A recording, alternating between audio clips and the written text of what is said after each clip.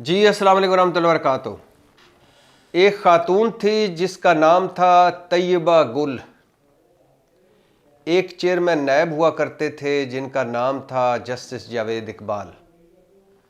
और एक वक्त था जब इन दोनों की ऑडियोज़ वीडियोज़ का बड़ा चर्चा था। एक स्कैंडल सामने आया और उसके बाद जो कुछ हुआ वो आप सुन चुके, देख चुके। लेकिन एक बार फिर वही ख़ातून तैयबा गुल एक्टिव हुई हैं, अचानक से सामने आई हैं। मुतसब बराए ख़वातीन इस्लामाबाद के दफ्तर में उन्होंने तहलका खेज़ किस्म का, कानों में धुआं निकालने वाला एक बयान रिकॉर्ड करवाया है। और उस बयान के मुताबिक जावेद इकबाल साहब के दौर में जब इमरान खान हुकूमत थी, तैयबा गुल कहती हैं कि मुझे लाहौर में नैब दफ्तर में बुलाया गया। उस वक्त के डीजी नैब और नैब के अफसरों ने मेरे साथ इज्तमाई जिनसी ज़्यादती की, मेरी वीडियो बनाई, मुझे खामोश रहने का कहा, धमकियां दी और फिर उसके बाद मैं खामोश हो गई क्योंकि मेरी वीडियो उनके पास थी, मुझ पे केस बने हुए थे। तैयबा गुल ने ये सब कुछ रिकॉर्ड करवाया है मुतसब बराए ख़वातीन इस्लामाबाद में। इस पर बात करते हैं कि ये कितना सच्चा है और कितना झूठा है, ये क्यों एक बार फिर ये सारा कुछ सामने आ रहा है। लेकिन इससे पहले बताता चलूँ कि आने वाला हफ्ता सोमवार से ये जो हफ्ता शुरू हो रहा है, ये नवाज शरीफ की ज़िंदगी की, सियासी ज़िंदगी की आखिरी रुकावट ख़त्म करने जा रहा है। और वो आखिरी रुकावट है उनकी ताहयात नाअहली। 7 रुकनी बेंच सुप्रीम कोर्ट का, जिसकी सरबराही चीफ जस्टिस फ़ाइज़ ईसा काजी कर चुके हैं, 4 समातें हो चुकी हैं, फ़ैसला महफूज है।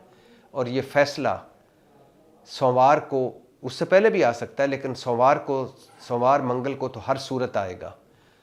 और फ़ैसला जो आएगा, फ़ैसला सुप्रीम कोर्ट का है, लेकिन मेरा जो गुमान है वो यही है कि नाअहली की मुद्दत 5 साल होनी चाहिए, ताहयात नाअहली ख़त्म हो जाएगी। और इस फैसले, अगर फिर भी आपको यकीन नहीं तो, या फिर भी आपको पता नहीं है कि फ़ैसला क्या आना है, तो इतना ही कह सकता हूँ कि इन 4 समातों में सबसे बेहतरीन दलाइल जो दिए वो फ़ाइज़ ईसा काजी साहब ने दिए। दूसरा हिंट दे रहा हूँ कि मुस्लिम लीगी कहा करते थे कि जब जस्टिस बंदयाल रिटायर होकर घर जाएंगे, फ़ाइज़ ईसा काजी चीफ जस्टिस बन जाएंगे, तब नवाज शरीफ वापस आएंगे। पहला हिंट दिया है कि इस केस में सबसे उम्दा दलाइल ताहयात नाअहली के ख़िलाफ़ फ़ाइज़ ईसा काजी साहब ने दिए। और दूसरा, लीगी कहा करते थे कि जब जस्टिस बंदयाल घर जाएंगे, फ़ाइज़ ईसा काजी चीफ जस्टिस बन जाएंगे, तब नवाज शरीफ आएंगे। लिहाजा फ़ैसला ताहयात नाअहली ख़त्म होने वाला ही आना है। और इसी हफ्ते में तहरीक इंसाफ और इमरान खान के हवाले से बड़े अहम फ़ैसले होने की तवक्को है। पहला फ़ैसला तो इमरान खान की नाअहली, इमरान खान इलेक्शन लड़ पाएंगे या नहीं, वो चेयरमैन रह पाएंगे तहरीक इंसाफ के या नहीं, दोनों सुप्रीम कोर्ट में केस हैं, उस पर भी फ़ैसला आने की तवक्को है। और पाकिस्तान तहरीक इंसाफ को इंतखाबी निशान बल्ला मिलता है या नहीं, ये फ़ैसला भी इसी हफ्ते आएगा। तहरीक इंसाफ ने एक और दरख्वास्त दी है कि हमारा तरजीही बुनियादों पर सुना जाए केस, क्योंकि इलेक्शन सर पर है और हमने इस बल्ले के इंतखाबी निशान के हवाले से फ़ैसला करना है। जब ये इसका फ़ैसला होगा तो फिर आगे फ़ैसले करने हैं। और ये भी बताता चलूँ कि अगर तहरीक इंसाफ को बल्ला ना मिला तो तहरीक इंसाफ किसी एक गैर सियासी जमात के साथ इत्तेहाद कर सकती है, उस सियासी जमात के सिंबल, यानी उसके सिंबल के या उसके निशान के तहत इलेक्शन लड़ सकती है। ये ऑप्शन सोचा जा रहा है, इस पर बातचीत हो रही है। 1-2 सियासी जमातों से 90% मुज़ाकरात कामयाब हो चुके हैं कि अगर तहरीक इंसाफ को बल्ला नहीं मिलता तो फिर वो उस सियासी जमात में इंतखाबी इत्तेहाद कर लेगी उसके साथ, और उस सियासी जमात का जो इंतखाबी निशान होगा उस पर तहरीक इंसाफ इलेक्शन लड़ेगी, ताकि तमाम तरीके इंसाफ के जो वोटर हैं और उम्मीदवार हैं वो एक इंतखाबी निशान के नीचे इलेक्शन लड़ सकें। और ये भी बताता चलूँ कि हालात ऐसे हैं, शुक्र है बल्ले में जान नहीं, अगर बल्ले में जान होती तो बल्ला खुद तरीके इंसाफ छोड़ चुका होता। हालात ऐसे हैं। खैर, और इसके अलावा अबुल हसनात जुल्करनैन बीमार हैं। साइफ़र केस की अगले हफ्ते तवक्को नहीं है कि पहले 2-3 दिन के ये केस चलेगा भी तो आहिस्ता, इसकी वो रफ्तार नहीं रही जो पहले वाली थी। तहरीक इंसाफ टिकटें देने जा रही है इसी अगले आने वाले हफ्ते में अपने उम्मीदवारों को। और जो सेनेट में 12 सेनेटर्स ने कहा, एक करारदाद मंजूर करवाई कि इलेक्शन को डिले किया जाए, उसके ख़िलाफ़ पटिशन गई है सुप्रीम कोर्ट में कि इन पर आर्टिकल 6 लगाया जाए। मुझे नहीं लगता ये कोई चल पाएगा केस, क्योंकि वो सेनेट था, पार्लियामेंट को इस्तिस्ना हासिल होता है। लेकिन बहरहाल उस पर बड़ी ले दे हुई है, सारी सियासी जमातें अब जाकी और वो कहती हैं 8 फरवरी को इलेक्शन होने चाहिए। और इसके अलावा लेवल प्लेइंग फील्ड का केस भी चलेगा सुप्रीम कोर्ट में। और पाकिस्तान तहरीक इंसाफ एक वाइट पेपर तैयार कर रही है कि जो कुछ उसके साथ हुआ है वो सुप्रीम कोर्ट में बताया जाए। तो अगला जो ये हफ्ता चढ़ने वाला है, ये नवाज शरीफ साहब, इमरान खान, तहरीक इंसाफ और सियासत, हमारी सियासत के हवाले से बड़ा अहम है और बहुत कुछ अदालतों ने तय करना है। अब आ जाए तैयबा गुल पे।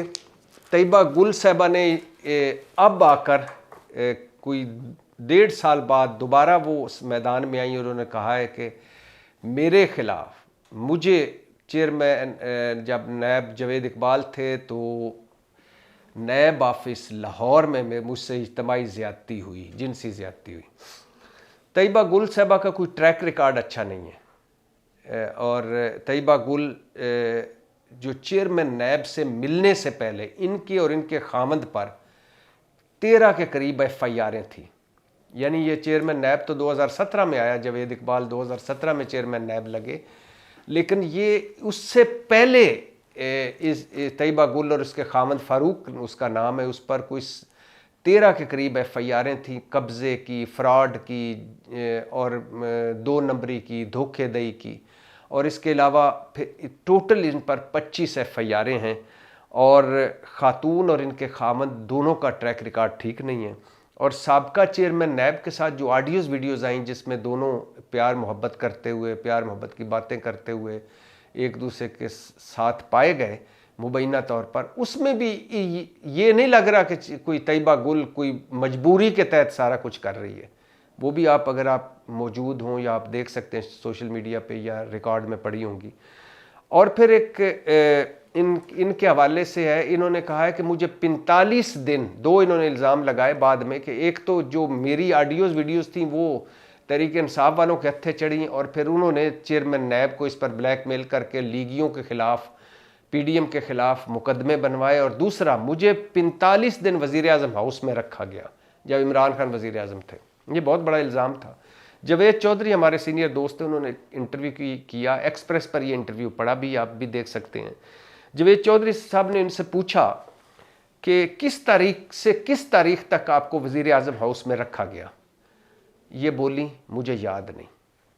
जावेद चौधरी साहब ने पूछा अच्छा तारीख याद नहीं भी रहती, किस महीने में आपको वज़ीर आज़म हाउस में ले जाया गया और 45 दिन आपको और आपके शोर को यरगमाल बना कर रखा गया। इन्होंने कहा मुझे वो महीना भी याद नहीं। जावेद चौधरी साहब मुस्कुराए और उन्होंने कहा अच्छा साल कौन सा था, 19 का था, 20 का था?